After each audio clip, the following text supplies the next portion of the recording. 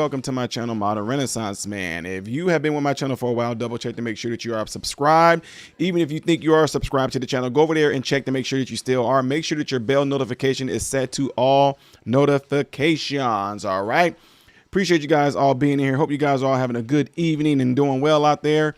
So you guys see the topic right here and you see the title right here. First of all, y'all know this already. It's not like this is really breaking news, but what's going to be breaking is just I didn't know some of these comments that this lady made when it comes to folks that look just like me. Anyway, Stacey Abrams, she lost. Of course, we know that, and she lost the big time. And turns out that the very thing that she complained about didn't support her. So Georgia's turnout boss, Stacey Abrams, had a turnout problem is what this says right here. OK, wrong thing right there. Let me bring this back up. She had a turnout problem.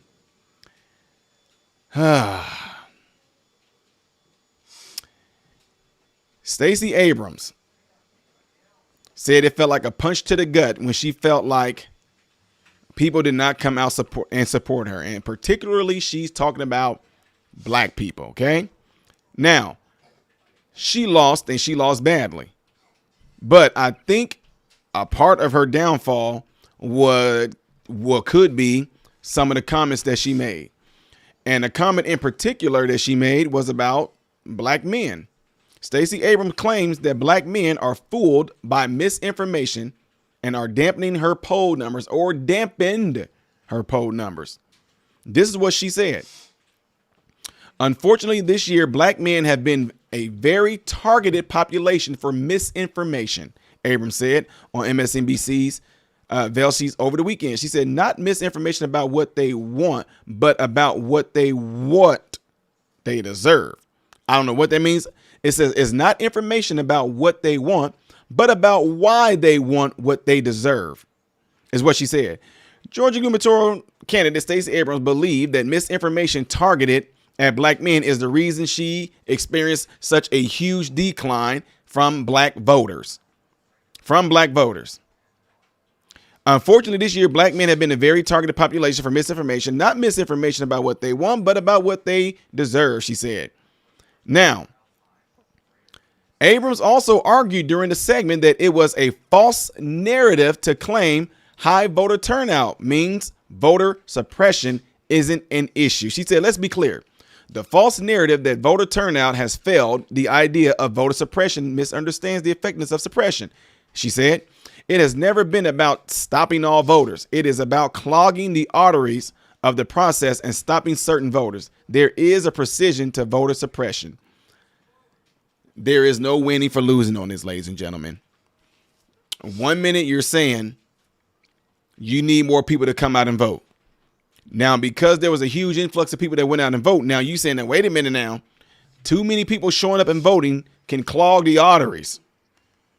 What do you mean? Before there was a such thing as us doing things electronically and mailing in, people showed up and voted. So what is the difference? That's not suppression.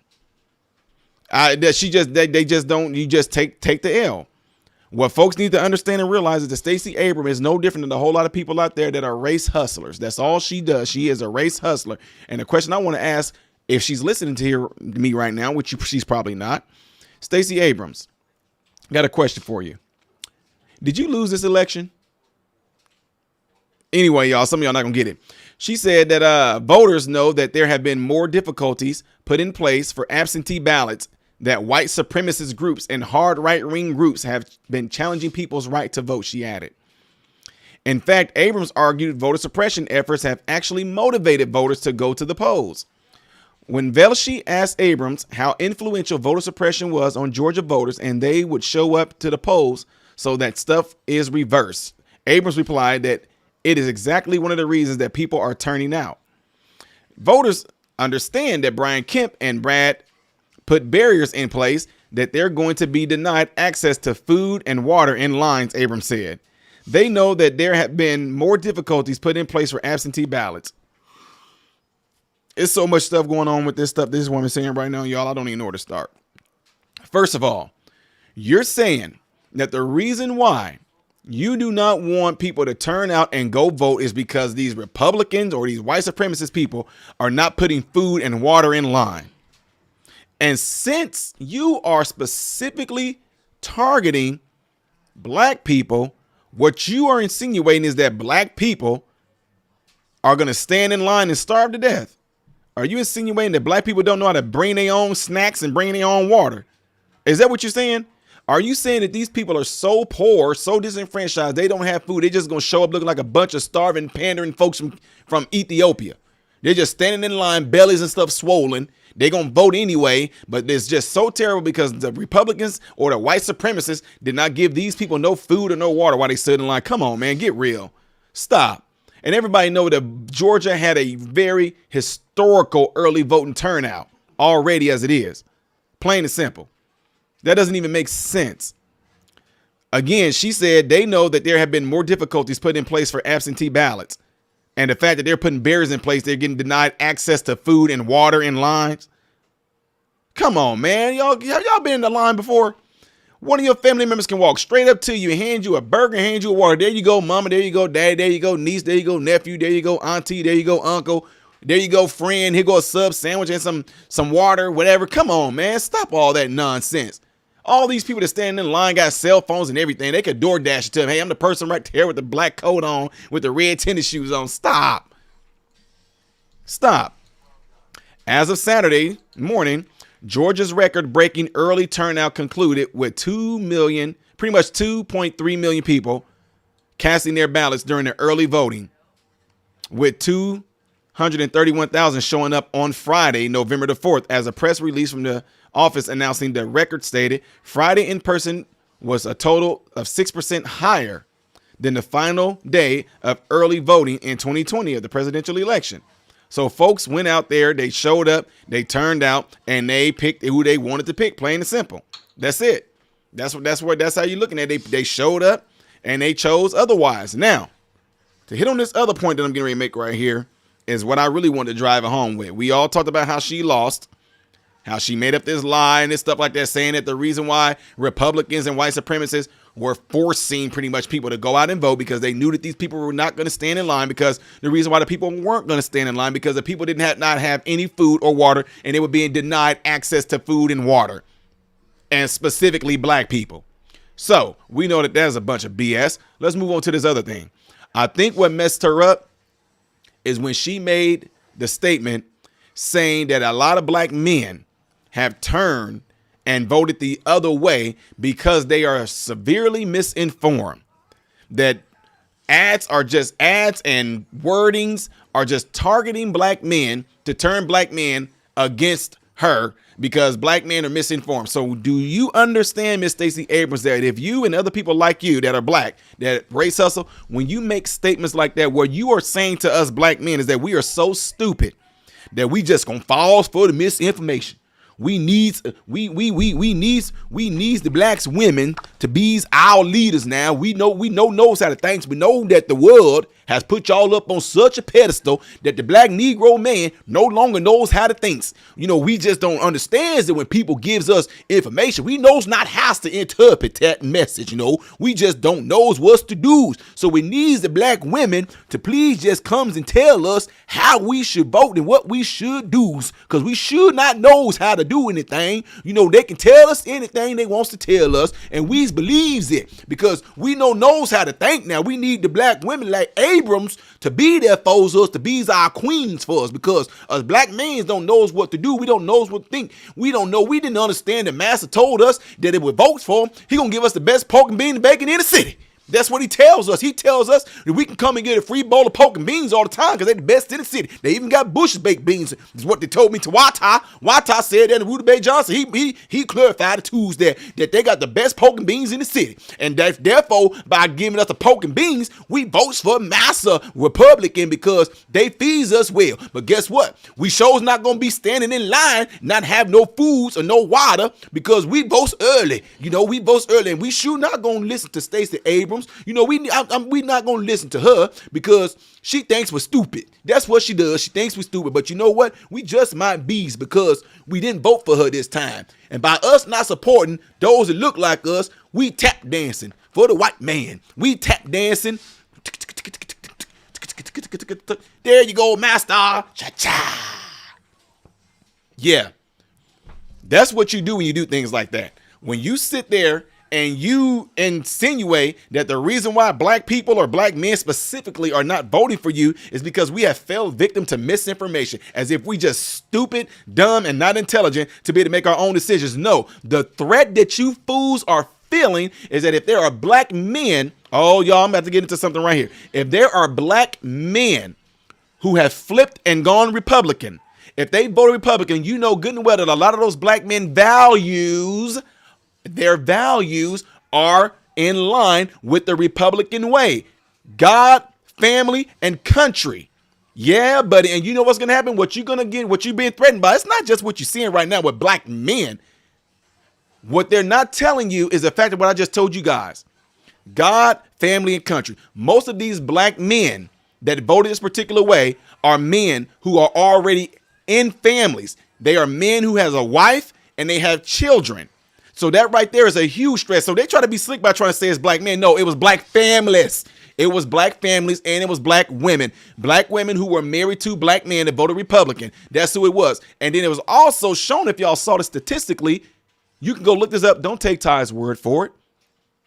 Most of the women that voted Democrat were single mothers. Most of the women that voted Republican were married women. That is really interesting right there. Now, you can make some assumptions right there and kind of piece this all together, especially if you want to go towards the disenfranchised ones, the black ones. We know why the black single mamas probably end up voting Democrat, because their husband and their children's father is the government. And the women who voted Republican, who are married, they voted their particular way because they know that their husband is their husband and their children's father is their husband.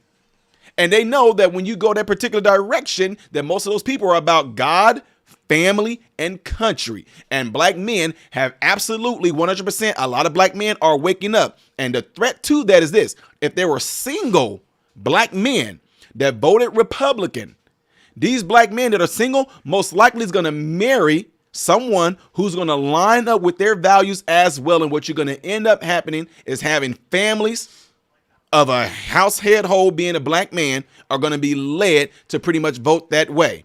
And all of a sudden it's bad now. It's bad. But you know what? She did that to herself, because when you make statements like that, thinking that brothers like us brothers, we can't even think. We can't even make decisions. We don't know what to think. We can't decipher between BS and no BS. We just fall for anything. We got the mindset of a 10-year-old to where we can just be led into any type of entrapment and be pulled up into this stuff. We don't know what to do. We don't know how to be led. We don't even know how to think. We need somebody to lead us. But no, that's the part that's scaring you, is that a lot of people are catching on to this stuff. Black men have caught on to a whole lot of this nonsense. If you don't believe me, you can look it up all day long across YouTube. Look up panels. Look up these panels of black men discussing the modern woman and the type of women that these black men are wanting. Black men themselves who are of a certain stature and certain amount, a certain value, black men are waking up to a lot of this nonsense. They are coming back to the homes. They are being husbands to their wives. They're being fathers to their children. They're being leaders of their family. And one thing that I see that a lot of these black men are doing, they are not taking no nonsense from any woman that is not going to add any value to them. You heard that from me. A lot of these black men that voted Republican, I guarantee you these black men are not with no woman that just don't have. Now, notice I said woman. So don't even go there and try to say, you don't try to pull me into saying these black men being with a black woman, these black men being with a white woman, these black men being with an Asian woman. I said these particular type of black men that voted this particular type of way, they're going to be married or with a specific type of woman that thinks a specific type of way. They're not taking none of this nonsense. Why? Because they see through the BS now.